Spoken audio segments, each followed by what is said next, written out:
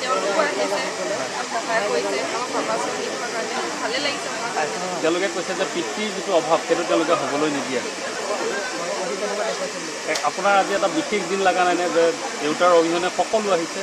ভাল লাগিছে তেওঁলোকৰ কাৰণে তেওঁলোকে ইমানখিনি সহায় কৰিছে।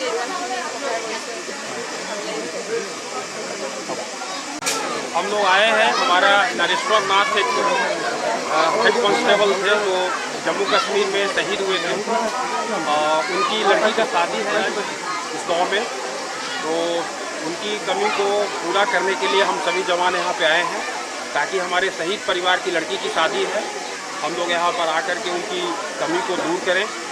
और हमारे सीनियर की तरफ से भी डायरेक्शन है, खास करके हमारे कमांडेंट सर की तरफ से हम लोगों को भेजा गया है कि आप जाइए उनके परिवार के साथ सहयोग करिए और मिलजुल करके उनकी जो है उनके साथ सेलिब्रेट करिए।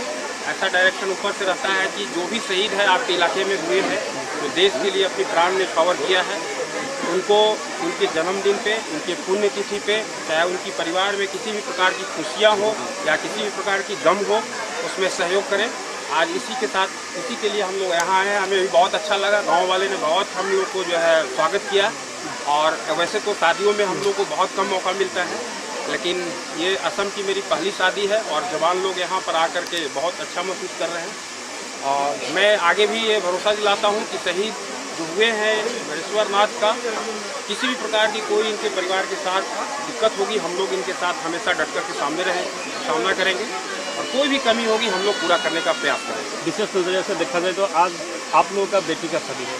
हाँ, आज जो है शहीद की बेटी की शादी है, यानी हमारे सभी जवान की शादी है, देश के जवान की शादी है, बेटी की शादी है।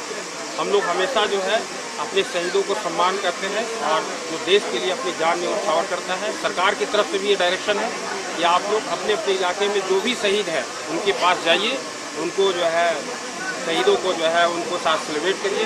इसलिए हम लोग आए हैं और हमेशा इस चीज़ पर हम लोग ध्यान रखें। Thank you.